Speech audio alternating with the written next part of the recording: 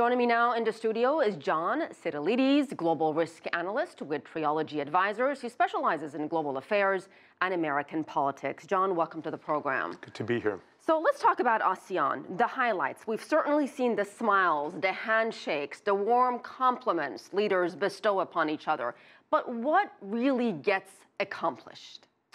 A great deal gets accomplished, Asieh, and I think one of the most important things to look at here is the constant reference to the phrase Indo-Pacific. We saw that in the run-up to Mr. Trump's visit to the region, and we see it now in the conclusion of the ASEAN trip, where India is looked at as the emerging power in the Pacific region to work with the United States, Australia, and Japan to try to help manage China's rise as a strategic competitor to the international economic order in the region. So that's why we don't hear the word Asia-Pacific anymore from President Trump. It's Indo-Pacific under the Trump administration, at least for the time being. And I think also to look to see how we work together with our partners, including China, to help diffuse the North Korea situation, which is still a paramount security issue.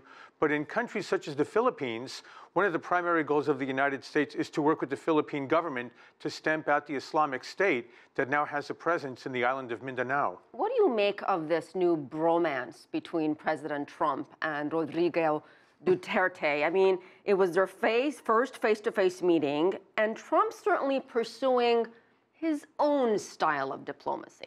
I think there's a couple of things to look at here. One, let's never forget that every time President Trump is traveling abroad, he's the first president ever with no military or political experience.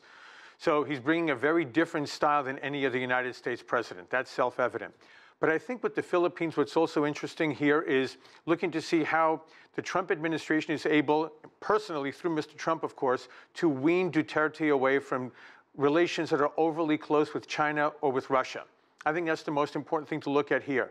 There's a U.S.-Philippine alliance that goes back decades. We need to reinforce that every step of the way and make sure Duterte doesn't look to move away from the U.S. as he seemed to be doing in the last years of the Obama administration. And in fact, he's already said his relationship with China is a big priority. Of course. How much do you think President Trump's domestic troubles back at home, in your opinion, did they in any way overshadow his presence on the global stage?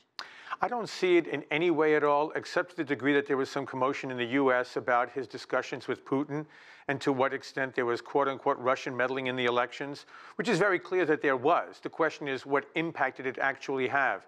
But I think that was mostly domestic politics. But I think while the president was abroad, he seemed to be single-mindedly focused on achieving a series of goals laid out by the National Security Council with all the important countries in the Indo-Pacific region. From APEC to ASEAN, John, what did these world leaders, Asian leaders, what did they want to hear from President Trump, and did he deliver?